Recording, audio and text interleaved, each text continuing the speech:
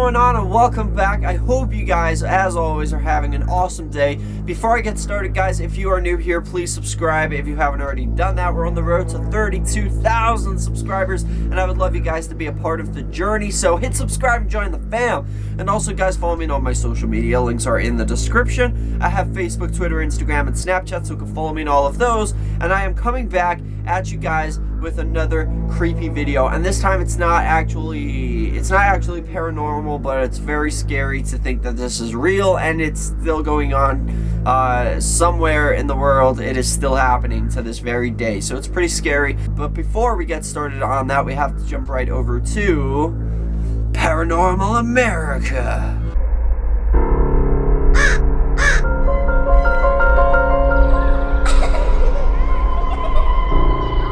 Welcome to Paranormal America, guys. And before I get started, I want to thank all you guys for showing up for that video yesterday about the bridges. I literally did not expect so many of you guys to actually turn up, and some of you guys actually found the secret hideout. You guys know what I'm talking about. But guys, we are talking about cannibals, real life cannibals that are still here on the earth today, and they eat people. And that's usually what cannibals do. Is that right? But we are talking about cannibals, and there are articles and documentaries and stuff I read today and watched a couple things about these cannibals that lived in, there's a country just, I don't even know if it's a country. Yeah, I guess it's a country. It's off the coast of like Indonesia. It's around Australia, that kind of way. And there's a little country, a little island country called New Guinea, and there's a jungle here. This is what I read today. There's a lot more of them. There's a jungle, and there's a little trail. Well, it's not little. It's like 60 miles long, and you can actually walk on this trail and face the challenges and stuff like that. So it's open to the public and visitors and stuff like that, and tourists, because that's actually what I'm about to tell you guys.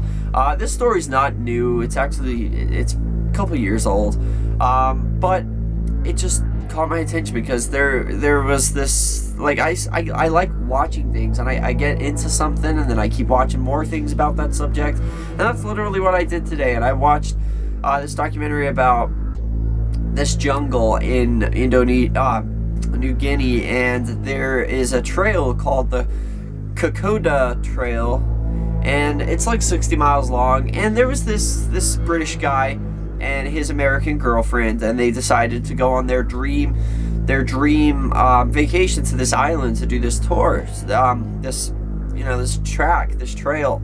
So they did, and they went out there. At first they both went to Australia, then they both went from like their own countries. Like, I guess the girl came from the United States and the guy went from the UK, and they met in Australia. Then they both decided to go to this little island that wasn't far from Australia to do this tour.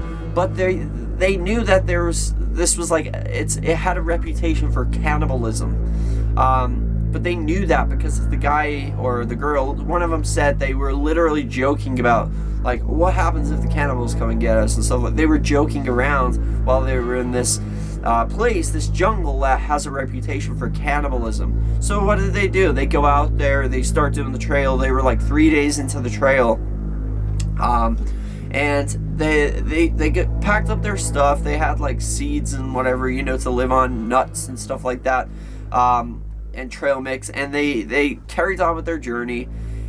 They were 1 hour into the journey on, I think, the third or fourth day, and they saw a tribe guy, like a tribal man, come after them, and he was like in front of them. He had like they said he had feathers and like things through his nose and stuff like that, which I've seen a lot of weird things like that. And they turned around, and there was one behind him. They were kind of getting circled by these tribesmen, and the guy said, well, he tried to calm them down and give them their belongings, but they appeared to be valueless. The cannibals didn't care about their valuables and their belongings.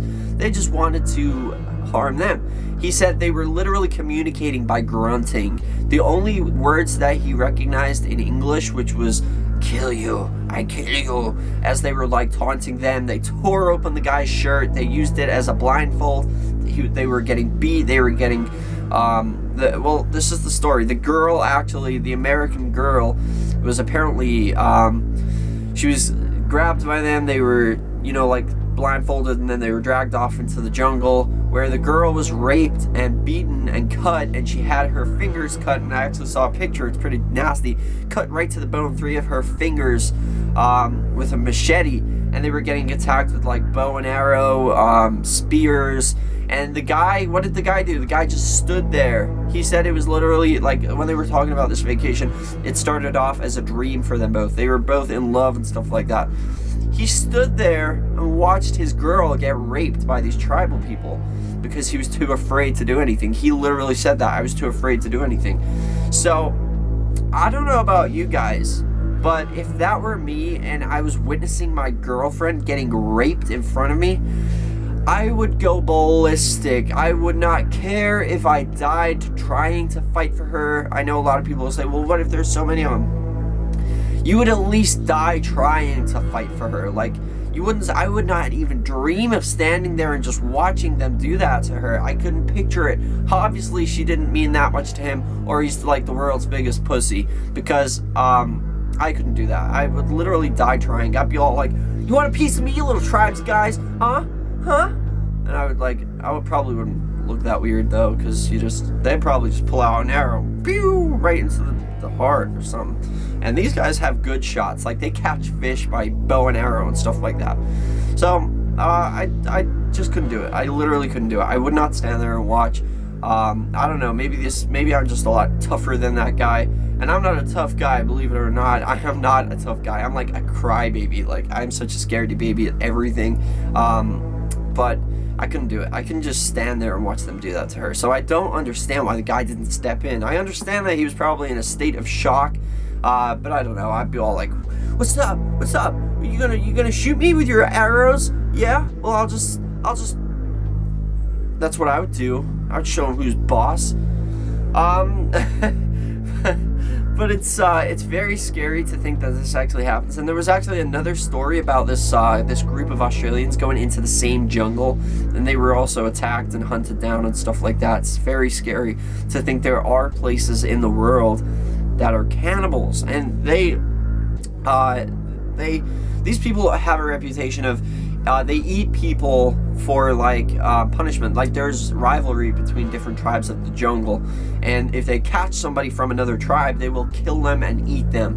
And the other thing is, they do it as a sign of respect. If somebody's died, like a member of their tribe dies, they will have like a big funeral, and then they will eat the body. How weird is that? That's just messed up. I am so glad I live in like Western civilization, because man, seeing the way they, just even without the cannibalism, seeing the way they live, it's pretty rough. It's pretty rough. But it's also like, when you think the way they look and dress and stuff like that, it was not much different to the Native Americans. So I was actually telling my fiance today, I was like after watching this, and these people this British guy and this American girl just went to this island to do a trail challenge. The next thing, they were getting hunted down by cannibals. Like, it made me think, like, when the Pilgrims first came to the United States, they knew that there was like people there. They knew that there was people here, but they didn't seem to like think that what could happen. You know, these are tribal people. They got there, just set up, started building houses and stuff, and how did they know? How were they brave enough to know when they get there that the natives weren't just gonna kill them and eat them? Because I would have been terrified. If I knew I was going to a piece of land somewhere where they were tribal people, they were like, they lived like tribal people, I would be terrified, because that would be the first thing on my mind is, are they gonna eat me? Are they gonna shoot me with arrows and stuff like that? I would be terrified. It's just a very scary feeling to like imagine getting caught by tribes and knowing that you're going to be eaten. That is the most horrific thing to imagine. Wow, I couldn't imagine anything worse. But here's the deal, guys. Question of the day.